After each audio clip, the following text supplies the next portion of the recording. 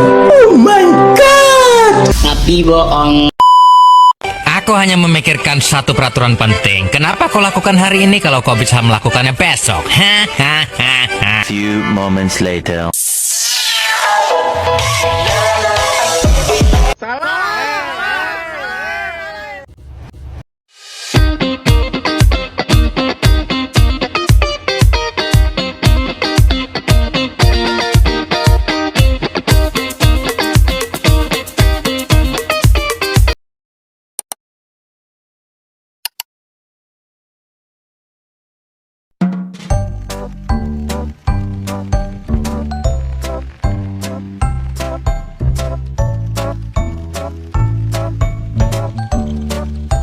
Halo semuanya, perkenalkan saya Deva Pito Dambang, mahasiswa Teknologi Pendidikan Universitas Negeri Semarang untuk angkatan 2024. Nah, pada kesempatan kali ini saya akan membahas tentang evaluasi media pembelajaran pada teori Bock and Gall.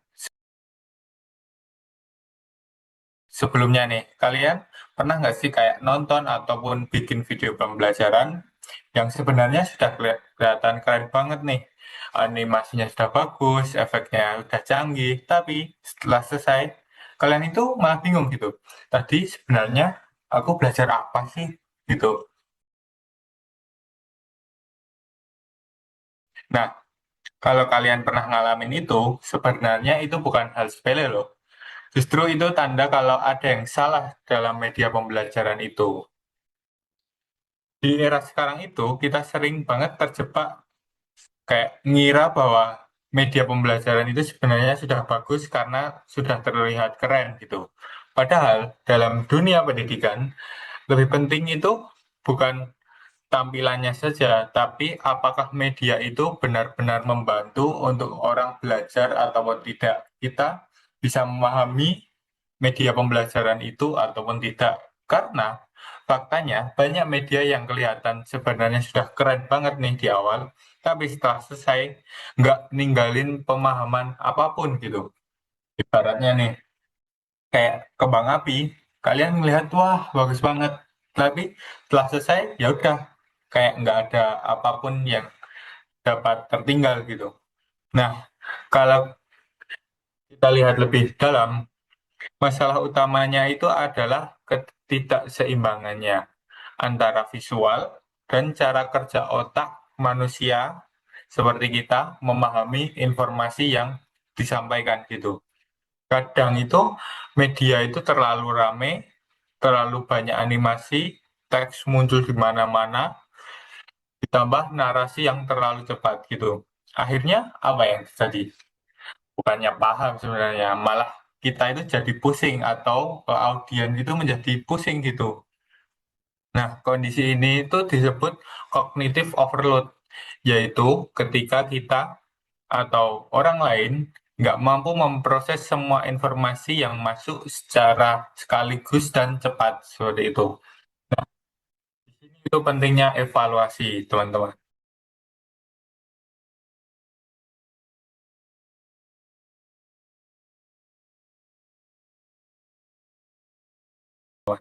Menurut Bapak Sugiono, ya yang kita kenal sebagai Bapak Artikel Indonesia seperti itu, evaluasi itu ibarat quality control gitu.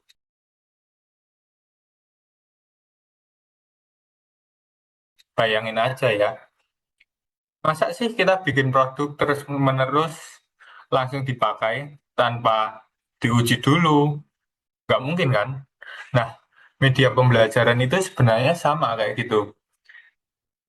Sekarang kita masuk ke solusinya, yaitu model Bock and Gall. Nah, model ini tuh sebenarnya sederhana, teman-teman. Tapi juga powerful. Intinya cuma tiga. Buat, uji, dan perbaiki.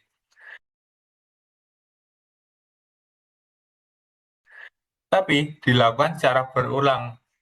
Jadi nggak ada tuh istilah sekali bikin langsung sempurna gitu, nggak ada. Justru yang ditekankan itu prosesnya, perbaikan secara terus-menerus gitu teman-teman. Alurnya itu kira-kira seperti ini. Pertama nih, kita membuat sebuah media ataupun PPT. Kita kan mulai dari riset dulu, cari tahu masalahnya apa. Nanti kita setelah riset, cari tahu masalahnya apa.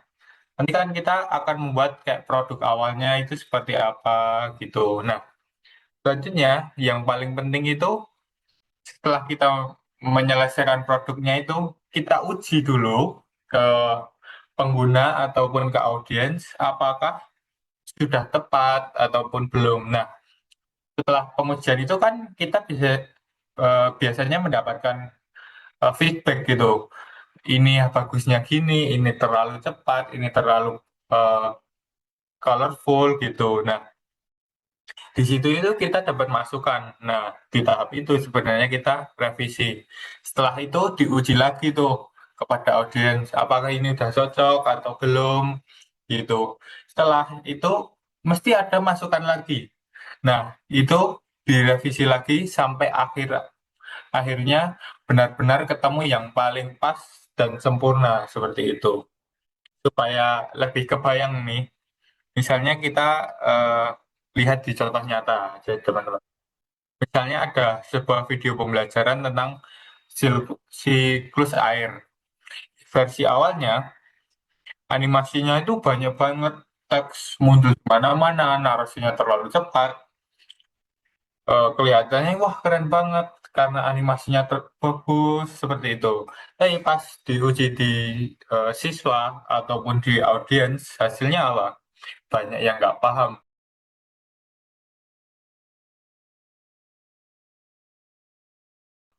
Kenapa? Karena terlalu banyak kita menginput informasi yang sebenarnya itu bisa diperingkas gitu teman-teman. Akhirnya dilakukan evaluasi lagi. Di situ nanti ketahuan tuh masalahnya ada di kompleksitas tampilan dan kecepatan dalam penyampaian hal tersebut.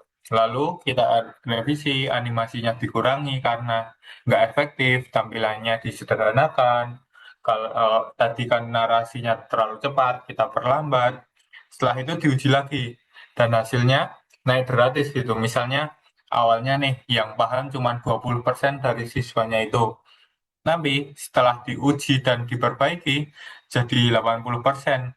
Nah, ini kan bukan naik sedikit ya, ini tuh perubahan gitu. Nah, dari hal itu kita itu belajar satu hal penting yaitu bahwa media yang efektif itu bukan sebenarnya yang paling keren, tapi yang paling jelas dan paling sederhana untuk menyampaikan pesan kepada audiens gitu.